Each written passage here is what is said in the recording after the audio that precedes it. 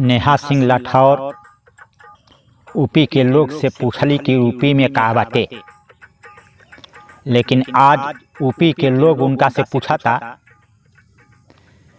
UP के लोगवा पूछत ललकार बाटे, यूपी के लोगवा पूछत ललकार बाटे, नेहा बताव तोहरा नैहर में का बाटे, नेहा बताव तोहरा नैहर में का बाटे।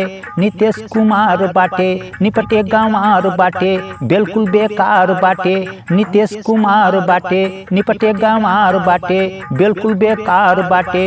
ओकरे शासन में लोग बेरोजगार बाटे, नेहा बताव तोहरा नैहर में का बाटे, नेहा बताव तोहरा नैहर में का बाटे। छपरा बिहार बाटे मचल हाहाकार बाटे, रोवत जवार बाटे। छपरा बिहार बाटे मचल हाहाकार बाटे, रोवत जवार बाटे। पी के शराब लोग मरल हजार बाटे, नेहा बताव तोहरा नैहर में का बाटे, नेहा बताव तोहरा नैहर में का बाटे।